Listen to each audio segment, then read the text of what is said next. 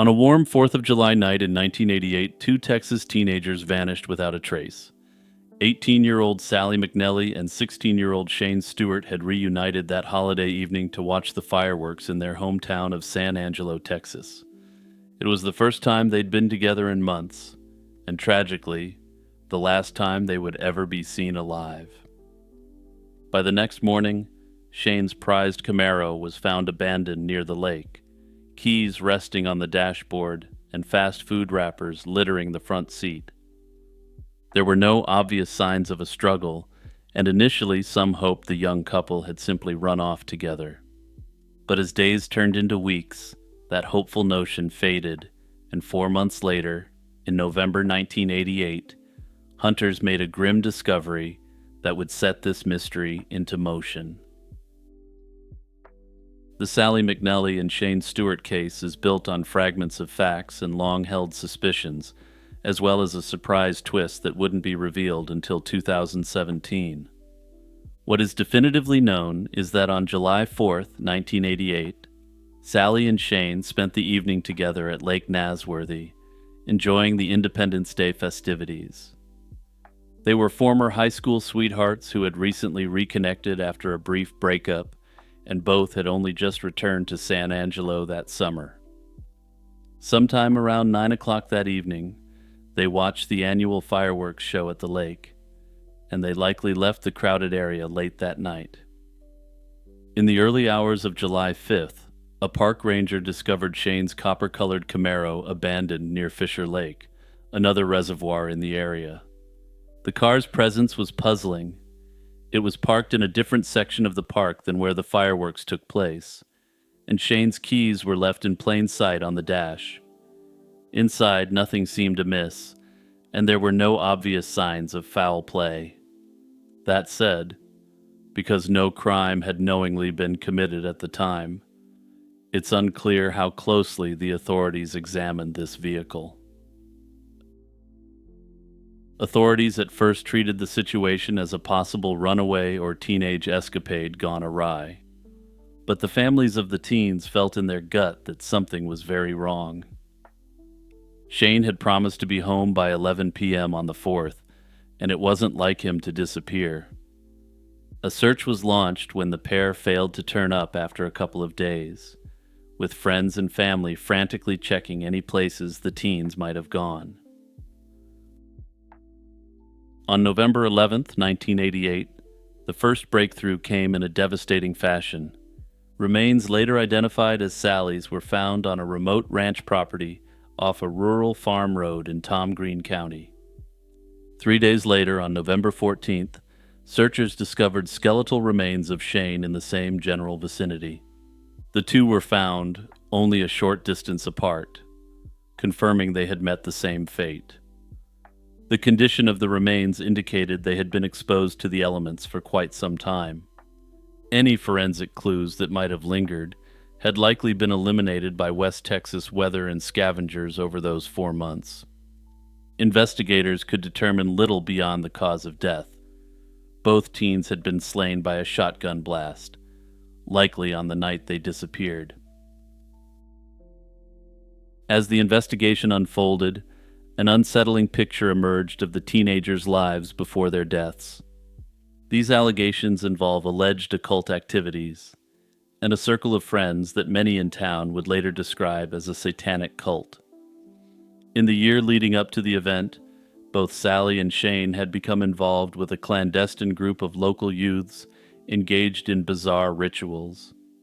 And I should note here that the existence of this group has been confirmed by the authorities, for what that's worth. Sally's close friends, and even her mother, Pat Wade, recalled that the 18-year-old had been attending strange late-night parties featuring black magic ceremonies. When Sally started dating Shane in late 1987, she introduced him to these new friends and their so-called ritualistic parties.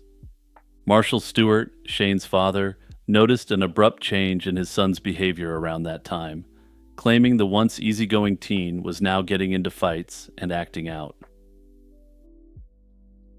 The influence of this group was clearly negative, and both sets of parents feared the teens were in over their heads. And unlike most of these stories involving the occult, those fears weren't unfounded, since this occult group really sounds more like a local gang with some occult trappings. In March 1988, just a few months before their disappearance, Sally and Shane themselves went to the police with alarming information. Sally contacted a sheriff's deputy, Larry Counts, and reported that members of the cult were involved in serious crimes. She handed over a weapon that, according to her, a cult member had given the couple. The person allegedly told Sally and Shane that the weapon had recently been used in a slaying. Skeptical at first, Deputy Counts checked the serial number and discovered it was indeed stolen property, which lent some credibility to the teen's story. The teens confided to law enforcement that they were trying to extricate themselves from the cult, but they feared retaliation if they were caught betraying the group's secrets. This chilling warning that their lives could be in danger would prove to be eerily prophetic. But at any rate, even with the stolen weapon being turned over, the cops didn't seem to take the case overly seriously. In fact, this led to rumors at the time that there was a cover-up related to the occult group, a theory which leaned fully into the satanic panic memes of the time. This theory essentially suggested that all the institutions in this Texas town had been infiltrated by agents of the devil, a theory that has later been dismissed as mass hysteria.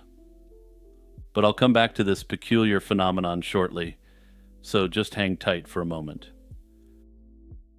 Shortly after turning over the weapon, Sally and Shane took steps to distance themselves from the occult group and appear to have initially had some success, at least for a short time. They moved out of the apartment they had briefly shared and actually left San Angelo for a time in the spring of 1988. But by early summer, both teens found themselves drawn back to their hometown.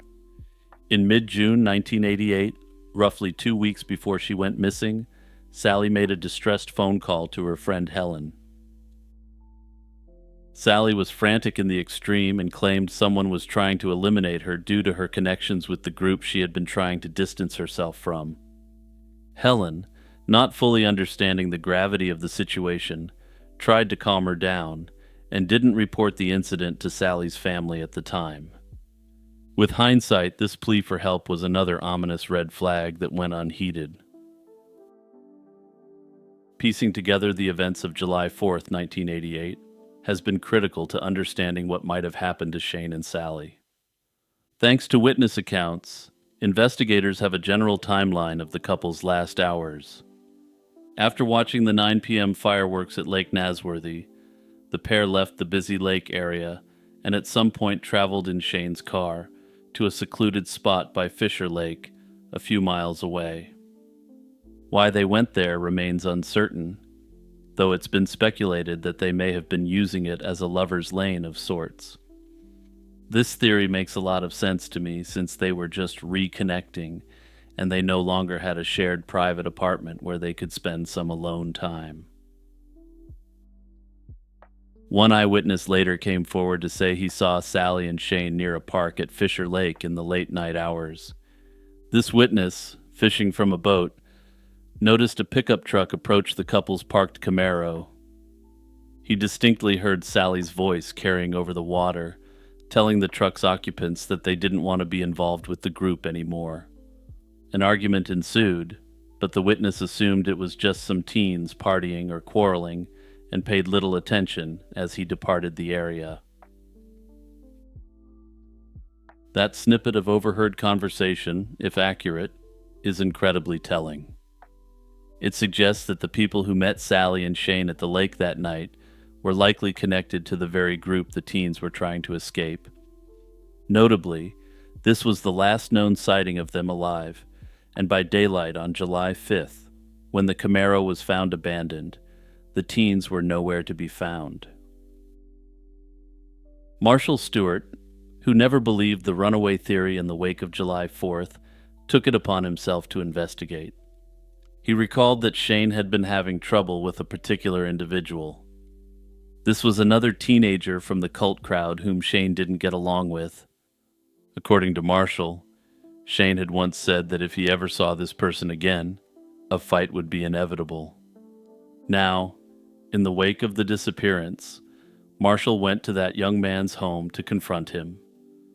The teen refused to talk about Shane and Sally, but Marshall noticed something chilling. Scratch marks on the boy's face, as if he'd been in a recent scuffle.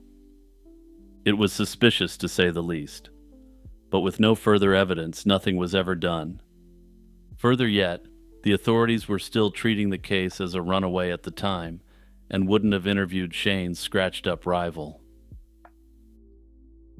Also, I note that this individual's name has never been released to the public, and you're going to want to keep this in mind going forward since it may be important.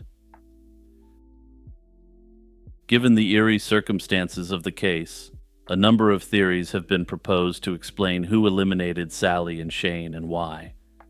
The most prevalent theory, especially at the time, was that their slayings were connected to satanic cult activity. The late 1980s were the height of the satanic panic in America, when fear of cults and ritual crime was rampant. According to the media, teenagers would get together, listen to heavy metal while summoning demons in Dungeons and Dragons, all for the glory of the devil, as was the style at the time. Sally and Shane's story, teenagers dabbling in devil worship who then mysteriously disappeared, fit neatly into that narrative.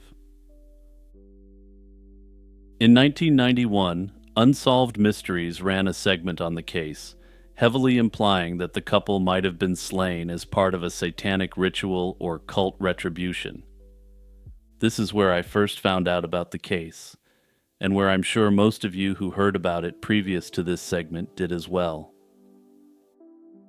The show dramatized the occult angle, suggesting that sinister ceremonies or even a sacrifice could be involved.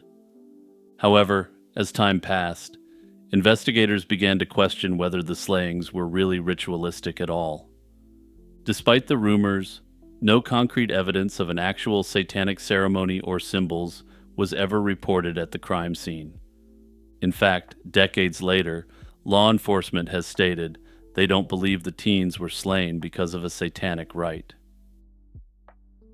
More likely, the cult story provided a dramatic backdrop, but the real motive may have been more mundane. Notably, the so-called cult was also involved in a lucrative side business for Satan. They were pushing the devil's lettuce on the local youth and making a tidy profit doing so. Shane and Sally had recently turned over a weapon to the police and were clearly interested in getting out of this group. Under this theory, the two of them were seen as liabilities who would sink a profitable street pharmaceutical operation and land the ringleaders in the slammer. Another theory that has been floated over the years involves specific suspects within the victim's social circle. As mentioned, Shane had conflict with at least one other teenager who was involved in the occult group. Marshall Stewart's encounter with that individual, noticing scratches on his face, is often cited as a clue that a fight happened around the time of the slayings. Some have speculated that this teen confronted Shane and Sally on July 4th, and things turned violent. Under this theory, while this teenager may have been a social connection from the occult group, he didn't commit the act on the authority of the group. For nearly 3 decades, the mystery of who slew Sally McNelly and Shane Stewart saw little movement, until a shocking break in 2017 injected new hope into the cold case. And trust me, this is going to be one of the weirdest and most disturbing twists I've ever discussed, and suggests the occult group wasn't your typical group of edgy teenagers. In June 2017, a 47-year-old San Angelo man named John Cyrus Gilbreth was pulled over by Tom Green County deputies on a routine stop. This minor incident quickly escalated into something far more significant. Gilbreth's passenger made a remark to officers that he was involved in the street pharmacy game, prompting investigators to obtain a warrant to search his home. What they found instead was a trove of items that appeared to tie Gilbreth directly to the 1988 double slaying. According to police statements and reports from local media, the search of Gilbreth's residence uncovered personal writings and notes explicitly mentioning Shane and Sally. There were also 3 cassette tapes, all of which contained the initials of the couple, though the sound quality was so degraded that it was impossible to determine what was going on. Even more damning, they discovered physical evidence, including hair and fingernails that are believed to have belonged to the deceased pair. The revelation was stunning, and for the first time, authorities publicly named John Gilbreth as a person of interest in the slayings of Sally and Shane. It turned out Gilbreth was not an unknown figure in the case.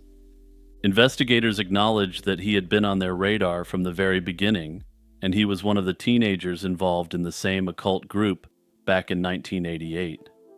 In other words, Gilbreth was one of Sally and Shane's alleged friends who had a penchant for satanic-themed gatherings. He had a checkered past in the years after the slayings, including a felony theft conviction in 1989 and a substance-related conviction in 1994. Gilbreth was eventually convicted on unrelated charges based upon an arsenal of weaponry that was also incidentally found during the search. As a convicted felon, he was, of course, not allowed to be in possession of these items, and he was sent to federal prison in 2018.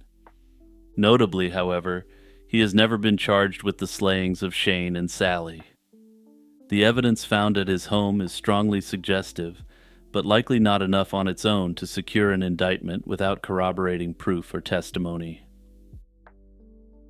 As of now, the slayings of Sally McNelly and Shane Stewart remain officially unsolved. Cold case detectives and Texas Rangers continue to follow leads, and advancements in forensic technology offer new possibilities. Perhaps the most interesting potential new forensic opportunity will come from those cassette tapes. If new technology improves the ability to restore the tapes, these recordings may contain the truth of what happened to the young couple. My own theory is that while John Gilbreth sits in federal custody, investigators are quietly stacking evidence against him and re-examining items seized in 2017. Given that he's out of the game for the foreseeable future, the authorities have been gifted the ability to build the absolute strongest case possible against him. Prosecutors have strong incentives to wait until the case is airtight. Cold cases can hinge on so many different factors, and an acquittal triggers double jeopardy protections in almost all cases. Of course, it may be that there's simply no evidence that this guy actually did it, and he may have received these disturbing mementos from the person who did. After all, they all hung out in the same spooky cult-like group, so it's very possible that biological material from the victims was distributed amongst the members. Also, personally, I wonder if Gilbreth is the guy that Shane's dad confronted back in the day. If he's not, I would hope that the cops have paid that guy a visit as well. Hey everyone, Jimmy here, just reminding you to hit the like button and the notification bell and turn on all notifications. Also, don't forget to check out either of my podcasts by clicking the links in the description. Imagine standing on a featureless expanse of ice, the wind a physical force that steals both warmth and reason. Or perhaps you're alone in the cockpit of a small plane, the drone of the engine a hypnotic lullaby pulling you toward a fatal sleep over a black ocean. Maybe you're in the choking dust of a collapsed building, the weight of the world above you, hope dwindling with each shallow breath. In these moments, at the absolute precipice of human endurance, when the body has exhausted its reserves and the mind begins to fray, something extraordinary can happen. The crushing solitude evaporates, replaced by a sudden, inexplicable, and certain feeling. You are not alone. This is the core mystery of the third man factor, a phenomenon also known as the sensed presence. It's a recurring report from individuals pushed to the very edge of survival, describing an incorporeal but vividly felt companion. This unseen entity is always benevolent, offering comfort, providing clear-headed guidance, and instilling a profound sense of hope. Many spiritual people, or even people who have no spiritual inklings whatsoever, describe the experience as if they are communing with a higher power. The third man factor, far from being a mere story, represents a profound intersection of neurology, psychology, and the innate human drive to survive.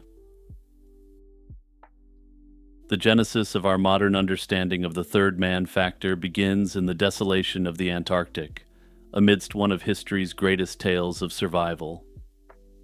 In May 1916, Sir Ernest Shackleton, commander of the Imperial Trans-Antarctic Expedition, faced a final desperate gamble.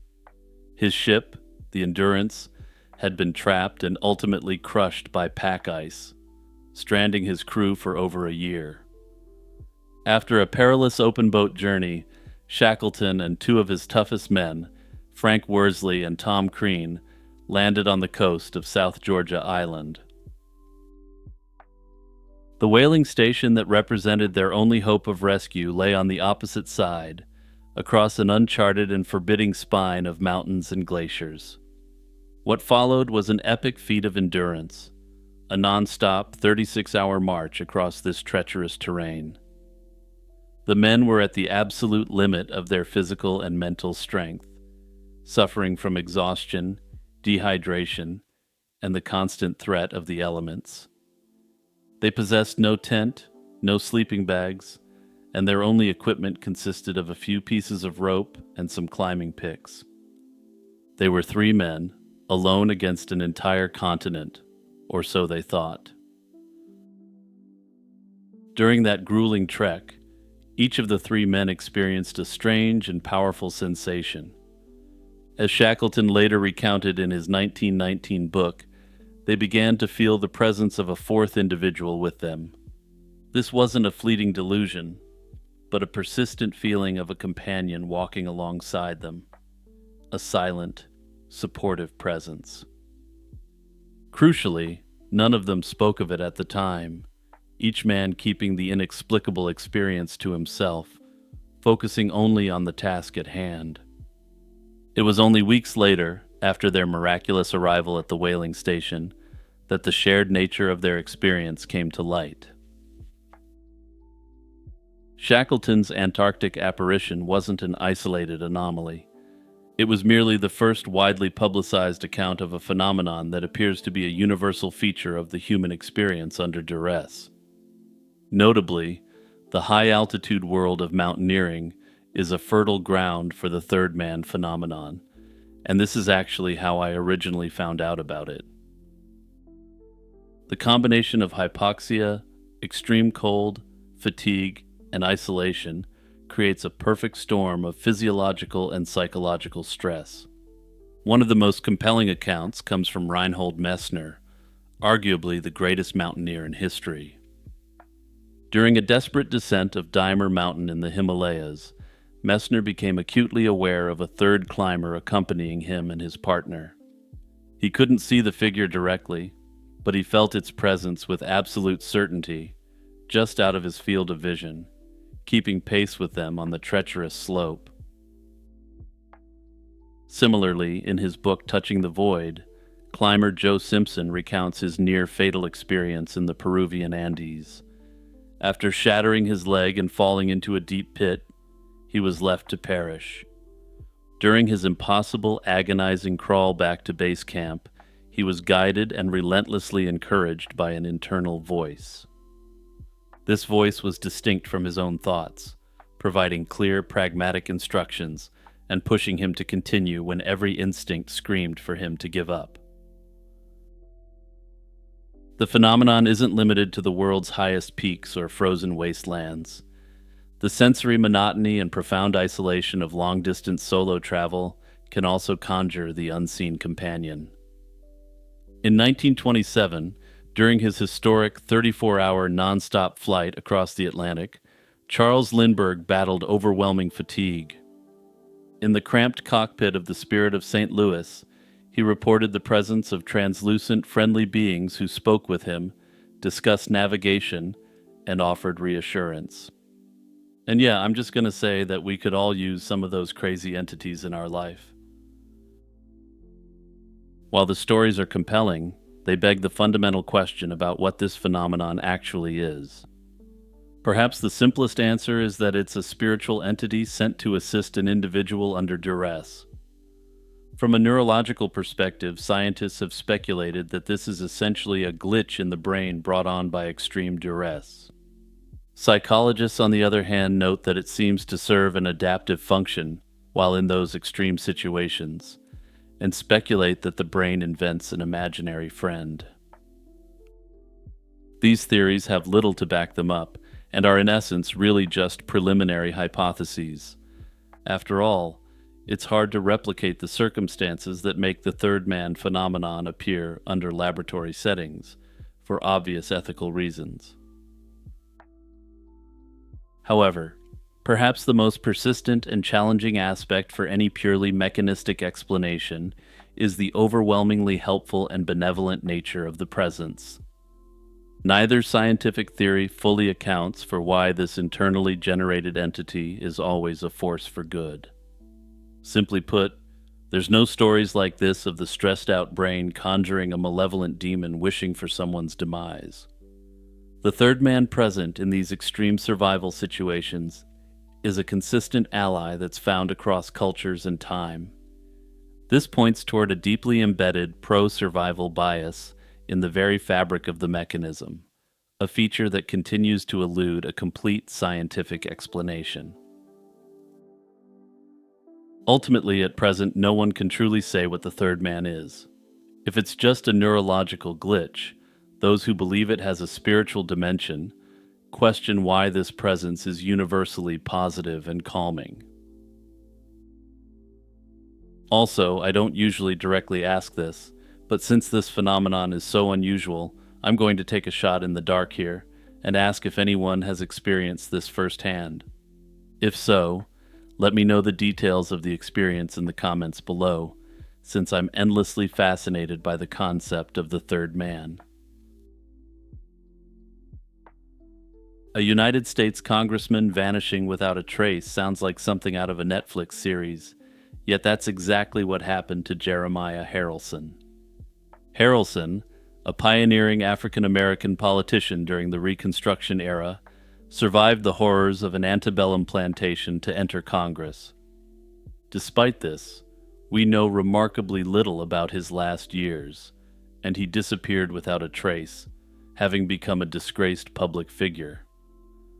The only thing that's certain is that this man's journey from the very bottom to the halls of Congress, to his mystery end, make for one of American history's most intriguing unsolved stories.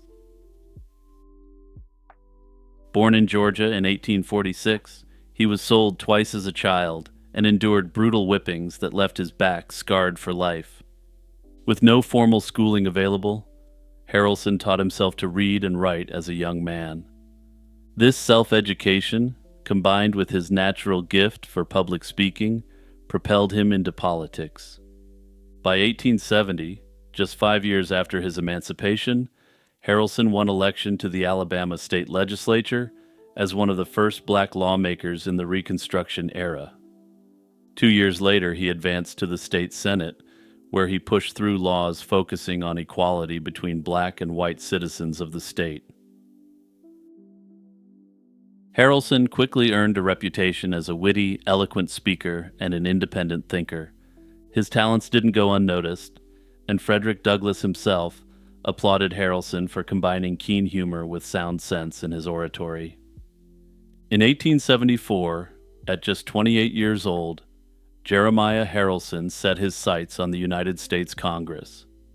He ran for a House seat in one of Alabama's black-majority congressional districts and won with roughly 55% of the vote. Taking office in 1875, he joined the very small group of African Americans then serving in Congress. Harrelson sat on the House Committee on Public Expenditures and introduced bills to support public education and aid his constituents back home. However, the same forces that had propelled him to office also made his tenure precarious. His service deeply angered many ex-Confederates, and they worked incredibly hard, both through legal and illegal means, to ensure Harrelson wouldn't remain in Washington. In the 1876 election, Harrelson's voter base faced a rampant voter intimidation campaign, allowing an ex-Confederate Democrat to take his seat, essentially by force. Due to the suppression campaign against him and his supporters, in early 1877, Harrelson traveled to Washington to testify about voter intimidation tactics. Even after losing office, Harrelson didn't give up on public service, and he later served roles within the Washington bureaucracy. By the early 1890s, he had relocated to Arkansas to serve as a federal pension agent, helping veterans and widows file claims. Unfortunately for Harrelson, this chapter of his life ended in extreme disgrace. In late 1894, Harrelson was arrested on charges of fraud, accused of forging pension paperwork, and swiftly convicted in federal court. A judge sentenced him to 2 years in prison, the maximum penalty, which he served in the Albany County Penitentiary in New York. Newspapers in America and around the world picked up the story of the former congressman who would now be serving hard time for fraud. Harrelson was about 49 years old when he entered prison in 1895, and that's the last time he appears in known historical records. From that point forward, he vanished entirely from newspaper accounts and official documents. After serving his sentence, likely by 1897, Harrelson effectively stepped off the public stage. Once Harrelson dropped out of sight, his final fate became a subject of speculation. Lacking concrete evidence, biographers struggled to determine when or how he perished. The most infamous account of his demise emerged in the 1920s, when a congressional biographical directory reported that Harrelson had moved to Colorado after his release. In this biography, it was claimed that he had been slain by, quote, wild beasts while hunting around 1916. Even Harrelson's portrait in the Library of Congress archives was long captioned with that grisly claim. According to the tale, the former congressman met that brutal end in the Rocky Mountains at age 69 or 70. In the absence of any other information, this lurid story took hold and was repeated for decades as fact. Today, historians generally doubt the wild animal story. Modern research has found no evidence that Harrelson ever relocated to Colorado permanently, and there's no evidence that he ever even traveled there. There's no death certificate, no known grave, and no contemporary news report to verify the account. The wild beast's tale appears to have been based on nothing more than hearsay or mistaken identity. Some have suggested that he may have perished while he was in federal custody, and that the authorities simply never reported it or even covered it up. In support of this theory, proponents have argued that the living standards in American prisons in the late 19th century were abysmal and diseases ran rampant. Further, despite being a disgraced politician, Harrelson still had access to politically powerful friends who may have made life very difficult for those who had custody of him when he perished. However, all that said, this theory is purely speculative and simply relies upon the circumstantial evidence that he was in prison and the prisons were unsanitary. Yet another theory suggests that Harrelson was released and simply left the country afterwards. It's been speculated that he may have quietly moved to Canada or Latin America, where he lived out his life under an assumed identity, escaping the disgrace of his criminal conviction. Supporters of this theory believe that given that he was released from prison in upstate New York, Canada would have been his most likely destination. Despite substantial efforts over the last decades, no new evidence has turned up, and the consensus among experts is that Jeremiah Harrelson's fate remains a mystery. He remains one of the few people to have served in Congress whose fates are entirely unknown to history.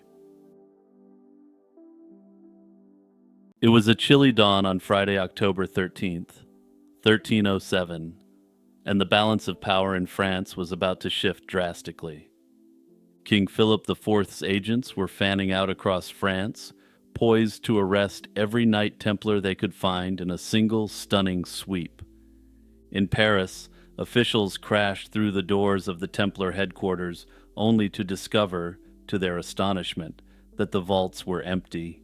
The famed treasure of the order had vanished. And far to the west, at the coastal city of La Rochelle, legend claims the king's men arrived at the docks to a similarly baffling scene. If the legends are to be believed, the Templars' ships that once bobbed in their Atlantic harbor had slipped away, leaving nothing behind, and officially never to be seen again. Thus was born the enduring mystery of the lost Templar fleet of La Rochelle. Was there really a secret armada laden with knights and treasure?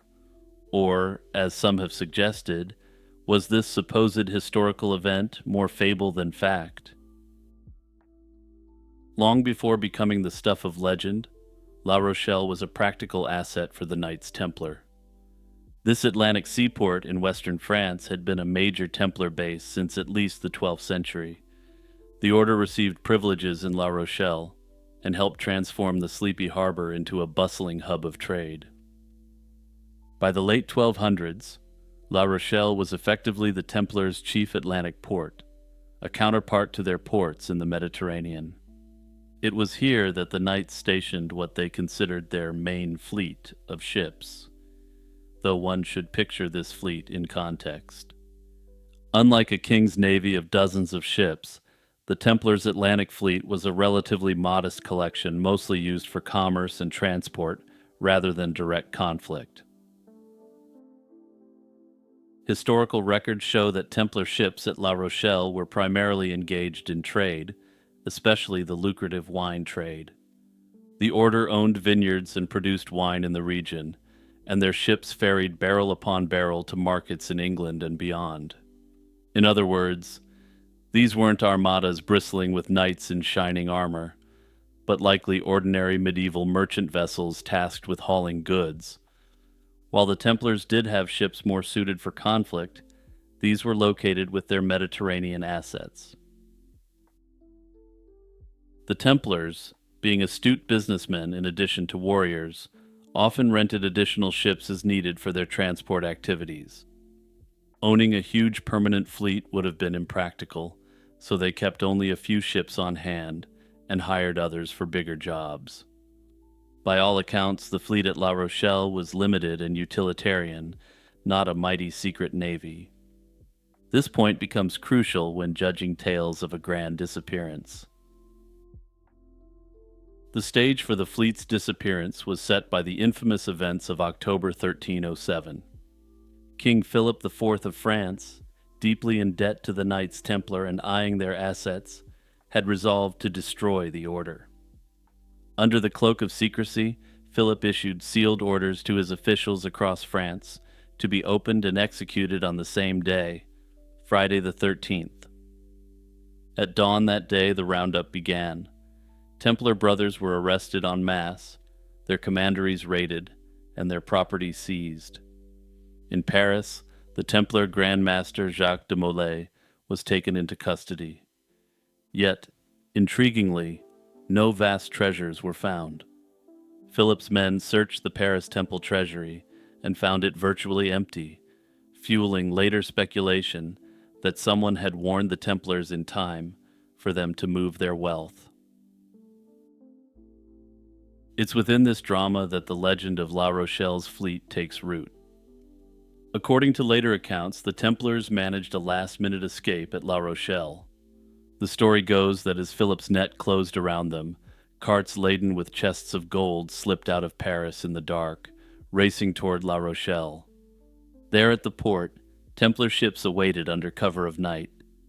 Just hours or days before the king's officers arrived, a fleet of numerous ships allegedly set sail from La Rochelle, carrying fleeing knights and a fortune in treasure. When the royal arrest team finally reached La Rochelle's harbor, the docks were empty of Templar vessels, and the order's ships had vanished into the Atlantic mist, destination unknown. The contemporary evidence for this escape is both scant and ambiguous. In the trials of the Templars that followed, one piece of testimony stands out. A Templar named Jean de Chalon claimed he heard it said that the Paris preceptor, Gérard de Villiers, fled with 50 horses and 18 galleys. This hearsay account, a second-hand rumor from a prisoner who, to put it mildly, wasn't treated well, is the only medieval reference to Templar ships escaping arrest. It's from here that the entire saga of a missing fleet seems to spring. Notably, Jean de Chalon didn't claim to witness the ships departing. He merely recounted a rumor circulating in the chaos of 1307. Assuming for a moment that some Templar ships did put to sea from La Rochelle ahead of the arrests, where could they have gone?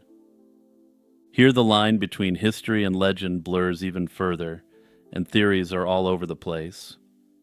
Some of them are theoretically plausible, while others are outright fantastical, and tend to involve a certain island that the History Channel has made a meal out of for the last decade. But I'll get to all the ideas shortly. First, let's start with perhaps the most common idea, that the fugitive Templars headed north to safety. Scotland is frequently mentioned as a destination, since in 1307 Scotland was ruled by Robert the Bruce, who was outside King Philip's reach. Notably, he was also formally outside of the reach of the papacy as well. King Robert the Bruce had been excommunicated, and unlike many of the excommunications of the time, this wasn't for some arcane political reason. If the accounts are to be believed, he lured a baron to the church, where the baron presumed he would be safe, and that's when Robert finished him off. Later legend claims that Templars fought alongside the Scots at the Battle of Bannockburn in 1314, and that the treasure was used to fund Robert the Bruce's campaigns. This romantic notion of Templars in Scotland has inspired many a book and film, though hard evidence is lacking. It's conceivable a handful of Templars found asylum there, but the idea of a large Templar fleet unloading tons of gold on Scottish shores remains unproven folklore. That's not to say that it's definitely not true, but that we simply don't have the evidence. Another theory points to the Iberian Peninsula. Several Templar ships might have sailed to Castile, Portugal, or Aragon, where the persecution was less severe and sympathetic rulers could offer protection. In Portugal, for example, King Denis later absorbed the Templars into a new order, the Order of Christ, allowing the knights to continue quietly. Some speculate that any escaping Templar vessels could have headed to Portuguese ports, contributing their manpower and assets to the rebranded Templar successors there. This route has a ring of real possibility. Historically, many Portuguese Templars indeed survived by becoming Knights of Christ, and Portugal had a strong naval tradition. However, once again there's no record of a treasure-laden convoy arriving in Lisbon or elsewhere, so it remains conjecture. That said, of course, secret convoys are generally kept secret and not recorded in any official records. The legend doesn't stop at Europe. In its most colorful form, the Templar fleet sails across the Atlantic Ocean, embarking on a transoceanic odyssey decades before Columbus. This fringe theory suggests the knights took their hidden treasure to the New World. There, on Oak Island in Nova Scotia or some other secret location, they supposedly buried the Templar treasure for safekeeping. If this sounds like the plot of an adventure novel or a Hollywood movie, that's because it essentially is. The 2004 film National Treasure, starring Nicolas Cage, even includes a significant nod to the idea of Templar treasure hidden in the New World. Finally, some down-to-earth researchers have proposed a far less exotic fate. Perhaps the Templar ships didn't make it far at all.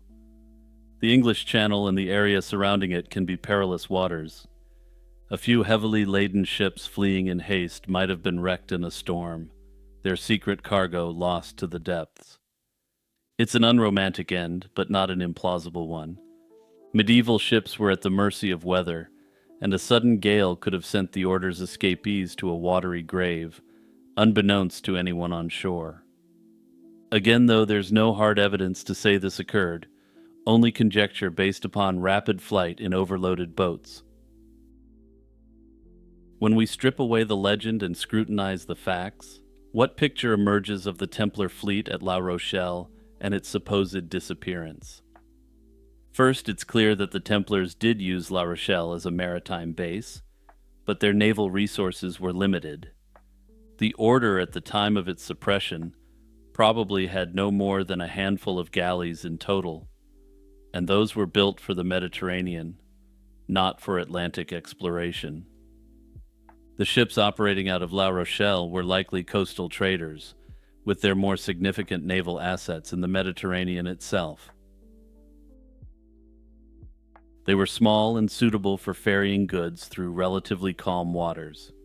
Crucially, such ships were ill-suited to long ocean voyages. They couldn't carry enough provisions or withstand the ferocious winds and waves of the open Atlantic. This makes the idea of a Templar fleet immediately sailing to Scotland, across the rough Irish Sea, or especially to North America, extremely doubtful from a naval standpoint. Secondly, consider the documentation. King Philip's confiscators kept detailed records of the property seized from the Templars, including all records of the inventories kept by the Templars themselves. Nowhere in the surviving records is there an inventory of a significant fleet of Templar ships at La Rochelle. That said, they could have been rented ships, or ships that were kept off the record as things heated up in France. The absence of evidence is not evidence of absence, as the saying goes, but it does raise eyebrows. Notably, if a large fleet had been present and then gone missing overnight, one would expect it to be noted in correspondence at the time. Instead, the historical silence on this matter suggests that if any Templar ships departed, it was not a large-scale evacuation, but perhaps one or two ships quietly slipping away. It might even be that no ships were in port at that moment, and the Templars could have already dispatched them on routine runs. Thus, they could have unintentionally foiled Philip's plans, simply because there were no vessels docked to seize. In short, the dramatic disappearance may have been nothing more than the normal movement of a very small number of vessels. Under this theory, the Templars would have simply never returned their ships to their French base, and the ships may have found their way into the service of merchants. Finally, we have the perspective of modern scholarship on the fate of the Templars' wealth and personnel. No credible historical source from the 14th century describes a Templar convoy escaping France with vast riches. The first mentions of the lost fleet and treasure surface much later, as part of Templar myths and theories that blossomed over the centuries. In academic circles, the consensus is that while some Templars may have evaded capture and some assets were spirited away, there was no grand, coordinated seaborne evacuation. The consensus is that the mystery of the missing fleet is, in effect, a later invention, a legend that endures because it's an undeniably compelling tale. In the end, the tale of the lost Templar fleet at La Rochelle reminds us how history and myth can intertwine. It's easy to see why this story refuses to go away. It's equal parts tragedy and adventure, with a tantalizing question mark that invites us to fill in the blanks. We may never know exactly what happened to any Templar ships that left La Rochelle in 1307, but we also can't say for certain that there were even any that left in an escape. Our one source on the matter is inherently unreliable, as we can only imagine what horrors the Templar who confessed to hearing about the La Rochelle transport had to endure. It's also important to remember, too, that many of these captured Templars would basically confess to anything the Inquisitors wanted to hear. And since the Inquisitors wanted to hear proof of the misdeeds of the Order, a story of a vast treasury being moved out of the country, potentially to a rival nation, may have fit that bill.